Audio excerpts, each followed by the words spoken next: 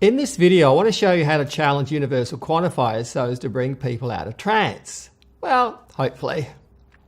And who better to start with than Anita Sarkeesian?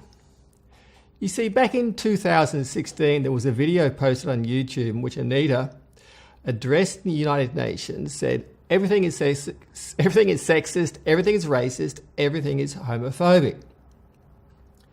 Another video shows her on stage at a feminist conference. I think it was in Sydney, Australia in 2015. The link is in the comments box below. In the Sydney example, she says, when you start learning about systems, everything is sexist, everything is racist, everything is homophobic. And you have to point that out. And just note, she's not saying everyone, but she's saying everything.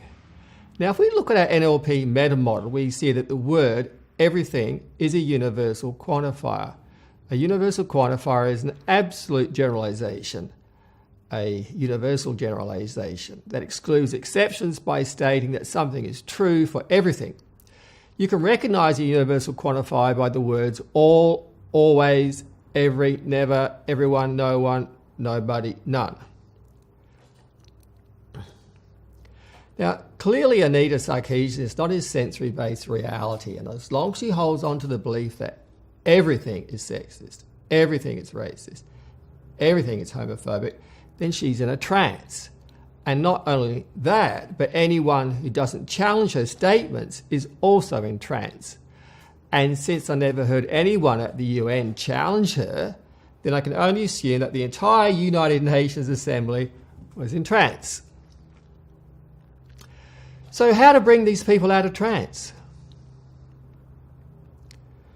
We do this by using sensory-based examples. Let's see. Okay. In the morning, I enjoy a cup of tea. Actually, I drink black tea with no sugar. So is my cup of black tea racist? And is the tea inherently racist, or just the one who prepares the tea or drinks the tea? Now, my challenge might sound stupid. Well, it is, but since Anita doesn't offer any specifics, then I have no choice but to hallucinate possible things. So I continue. Now, I'm a white man drinking a cup of black tea. So does it make it more racist? What if I was to drink a cup of white tea? Would that be even more racist? And since the tea may have been grown and harvested by blacks, does that mean I'm guilty of cultural appropriation? Now, if the black tea was being drunk by a black man, would that still be racist? What if the black man drank a cup of white tea? Would that be reverse racism, or is it not possible for blacks to be racist? And since we're talking about men drinking tea, does that mean it's sexist?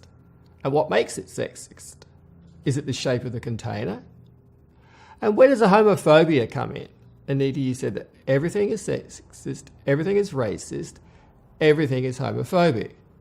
And you can't fall back onto context and say, I took it out of context. I've no option but to hallucinate until by chance I understand what you mean. So tell me, how can drinking a cup of tea be homophobic? Oh, I get it. It must be the shape of the container. So not wanting to drink tea out of a bottle would make a man homophobic because the bottle is in the shape of a penis. Is that right? Yeah, others would say that the shape of the bottle represents a nipple.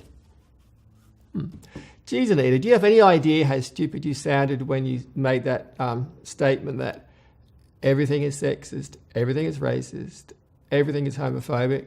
And what blows me out is I didn't hear anyone at the UN calling you out. Anita, do you find that your friends find it difficult to understand you? Because I don't understand you one bit.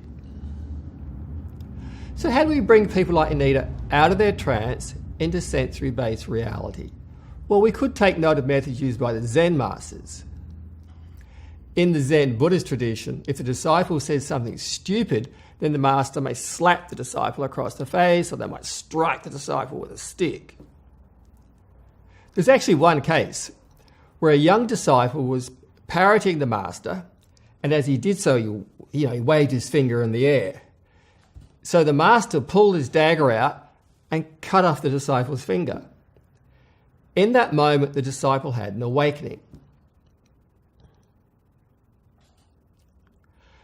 The only way to create peace and reconciliation in the world is to bring people out of their trance.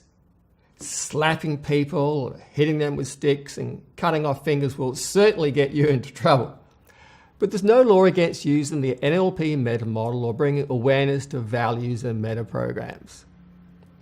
All the best to you, and keep on challenging everything for the truth. Please take a moment to like and subscribe, remembering to click on the bell. Then check the comments box below to join our team of patrons and crew.